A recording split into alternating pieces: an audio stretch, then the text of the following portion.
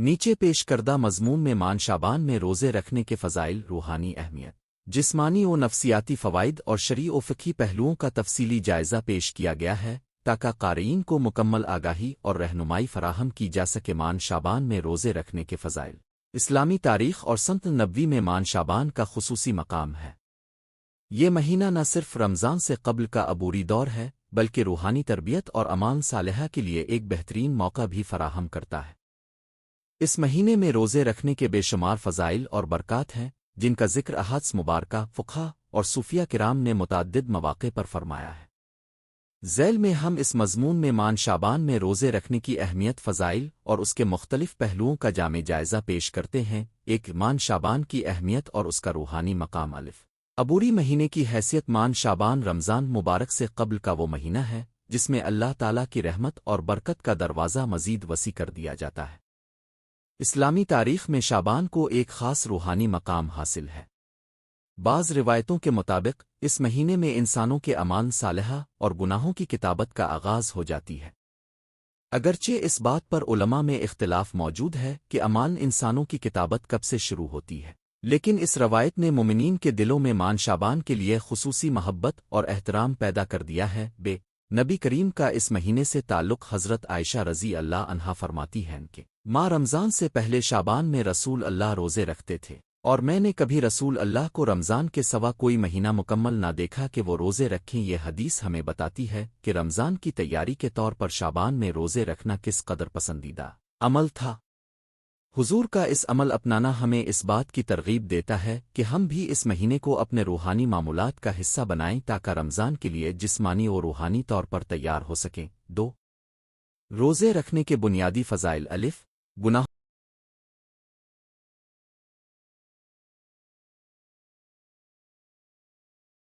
کی مغفرت اور تقبل الہی۔ اسلام میں روزہ نہ صرف ایک عبادت ہے بلکہ یہ انسان کے گناہوں کی معافی کا ذریعہ بھی ہے۔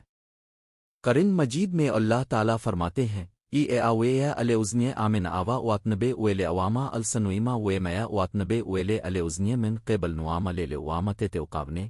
البقرہ 183۔ روزہ انسان کے گناہوں کو مٹانے اور تقوی پیدا کرنے کا بہترین ذریعہ ہے۔ مان شعبان میں روزہ رکھنے سے انسان اپنے دل کی صفائی اور تقوی میں اضافہ کر لیتا ہے جس سے اللہ تعالیٰ کے نزدیک قربت خاص حاصل ہوتی ہے۔ روحانی تربیت اور نفسیاتی سکون۔ روزہ رکھنے سے انسان کو اپنی خواہشات پر قابو پانے اور نفس کو تسلیم کرنے کا درس ملتا ہے۔ مان شعبان میں روزہ رکھنے سے نہ صرف روحانی تربیت میں اضافہ ہوتا ہے بلکہ نفسیاتی سکون اور ذہنی توازن بھی پیدا ہوتا ہے۔ جسمانی بھوک اور پیاس انسان کو دنیاوی لذتوں سے دور کر کے اللہ کی یاد اور ذکر میں مشغول کر دیتی ہے جس سے روح کو حقیقی سکون ملتا ہے۔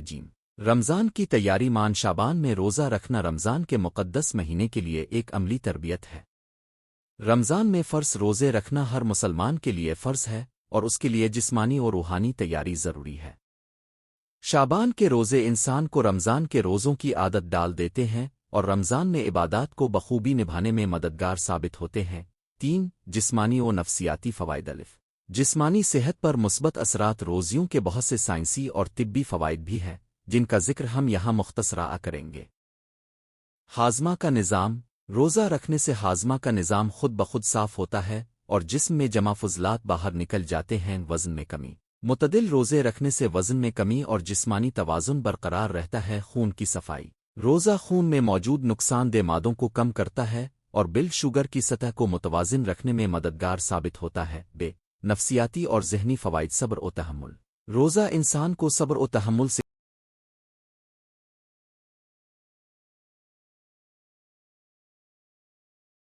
کھاتا ہے اور خود احتسابی کا موقع فراہم کرتا ہے۔ ذہنی سکون۔ روزہ رکھنے سے انسان کے ذہن میں ایک خاص قسم کا سکون اور خود اعتمادی پیدا ہوتی ہے۔ روحانی تجدید۔ عبادت اور روزہ کی بدولت انسان اپنی روحانی تجدید کرتا ہے اور دنیاوی معاملات میں اللہ کی رضا کو مقدم رکھتا ہے۔ 4، شرعی و فقہی پہلو۔ نیت اور اخلاص۔ عبادت۔ اسلام میں ہر عبادت کا دار و مدار نیت پر ہے۔ مان شعبان میں روزہ رکھنے کا اصل مقصد اللہ کی خوشنودی حاصل کرنا اور تقوی میں اضافہ کرنا ہونا چاہیے۔ فقہا اس بات پر زور دیتے ہیں کہ عبادت میں نیت کا خالص ہونا بہت ضروری ہے تاکہ اس عمل سے دنیاوی مقاصد اور دکھاوے کا خاتمہ ہو جائے۔ نفل روزوں کی اہمیت شریعت اسلام میں فرض اور نفل کے روزے دونوں کا اپنا مقام ہے۔ رمضان کے فرض روزے کے علاوہ شعبان میں نفل روزے رکھنے کا عمل نہ صرف سنت نبوی ہے بلکہ اس سے انسان کو اللہ کی مزید قربت حاصل ہوتی ہے۔ فقہا اور محدثین کے مطابق مان شعبان میں روزہ رکھنے کا کوئی مخصوص حکم نہیں دیا گیا مگر حضور کا عمل اور ان کی تعلیمات ہمیں اس بات کی ترغیب دیتی ہیں کہ ہم اس مہینے کو عبادات کا بہترین موقع سمجھیں۔ احادیث اور سنن طیبہ کی روشنی روایات کے مطابق حضور مان شعبان میں زیادہ روزے رکھتے تھے۔ ایک معروف حدیث کے مطابق عائشہ رضی اللہ عنہا نے فرمایا کہ رسول اللہ رمضان کے سوا کسی مہینے میں مکمل روزہ نہیں رکھتے تھے بلکہ شعبان میں روزے رکھتے تھے تاکہ رمضان میں ان کے روزوں کی عادت پڑ جائے۔ اس حدیث سے ہمیں یہ سیکھنے کو ملتا ہے کہ شعبان میں روزہ رکھنے سے ہمارے عمل میں تسلسل پیدا ہوتا ہے اور رمضان کے روزوں کی تیاری کے لیے جسمانی اور روحانی تربیت حاصل ہوتی ہے۔ 5 مان شعبان میں روزے رکھنے کا روحانی مفہوم الف تقوی اور اللہ کے قرب کا ذریعہ روزہ رکھنے کا بنیادی مقصد تقوی حاصل کرنا اور اللہ کے قریب ہونا ہے۔ شعبان میں روزہ رکھنے سے انسان اپنے نفس کی آزمائش کرتا ہے اور اپنے اندر کی خواہشات پر قابو پاتا ہے۔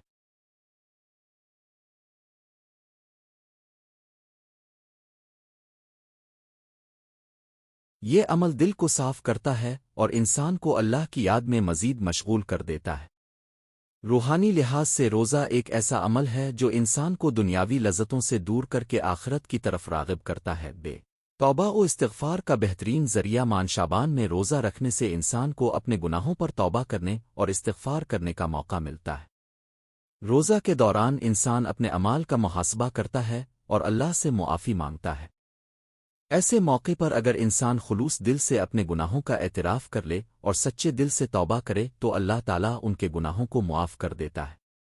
یہ عمل انسان کی روح کو نئی زندگی عطا کرتا ہے اور اسے دوبارہ تازگی سے بھر دیتا ہے۔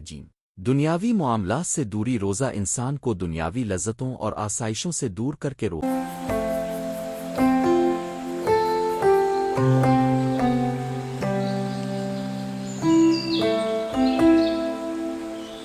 تربیت کی طرف راغب کرتا ہے۔ مان شعبان میں روزہ رکھنے سے انسان کو یہ احساس ہوتا ہے کہ دنیا کی تمام خوشیاں عارضی ہیں اور اصل کامیابی آخرت میں ہے۔ اس طرح روزہ رکھنے والا شخص دنیا کے نشیب و فراز سے زیادہ متوازن رہتا ہے اور اپنی توجہ دین و آخرت کی طرف مرکوز کر لیتا ہے۔ 6 مان شعبان کے دیگر روحانی اعمال اور ان کی ہم آہنگی الف عبادت نماز اور تلاوت قرآن مان شعبان میں روزے رکھنے کے ساتھ ساتھ نماز اور قرآن کی تلاوت بھی انتہائی اہم ہے۔ جب انسان روزہ رکھتا ہے تو اس کے دل میں اللہ کی یاد تروتازہ رہتی ہے۔ نماز کے ذریعے انسان اپنے رب سے رابطہ مضبوط کرتا ہے اور قرآن کی تلاوت سے اس کا ایمان مزید پختہ ہوتا ہے۔ نماز اور روزہ مل کر انسان کی عبادت کو مکمل اور ہمہ جہت بناتے ہیں۔ ذکر الہی اور دعا شعبان کا مہینہ دعا اور ذکر الہی کے لیے بھی بہت موزوں ہے۔ روزے کی حالت میں انسان کے دل میں خشوع اور سکون پیدا ہوتا ہے جو دعا کی قبولیت میں اہم کردار ادا کرتا ہے۔ اکثر مومنین اس مہینے میں اپنی دعاؤں میں استغفار توبہ اور اللہ کی رحمت طلب کرتے ہیں۔ ایسی حالت میں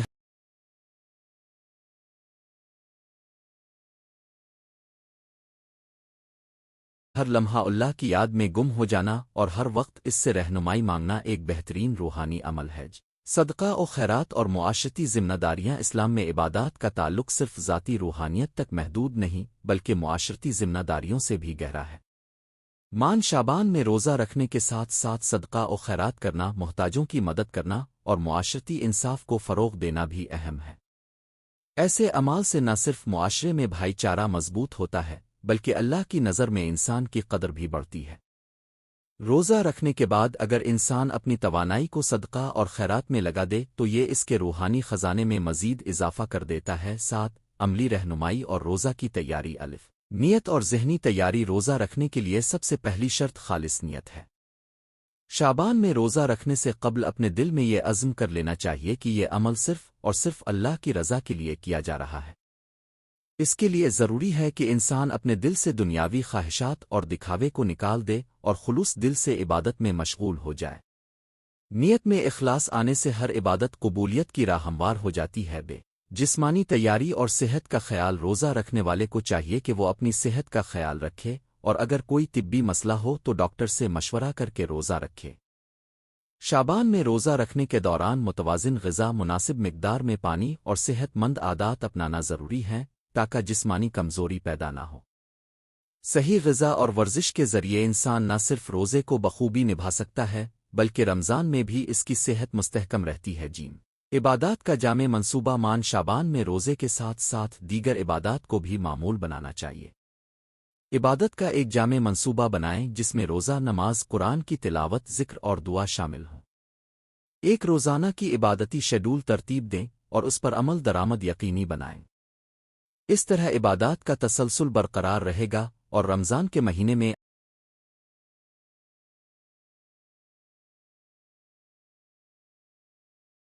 آپ کو عبادتی عزم اور روحانی تجدید کا بھرپور فائدہ پہنچے گا۔ معاشرتی اور خاندانی سطح پر شعور کی بیدار مان شعبان میں روزے رکھنے کے فضائل کا پھیلاؤ صرف فرد تک محدود نہیں بلکہ معاشرے اور خاندان تک پھیلتا ہے۔ جب گھر کے تمام افراد ایک ساتھ عبادات میں مشغول ہوں تو اس سے خاندان میں محبت اور اتحاد کا جذبہ پیدا ہوتا ہے۔ بچوں کو بھی اس عمل کی اہمیت سے آگاہ کریں تاکہ وہ بھی عبادات اور روزوں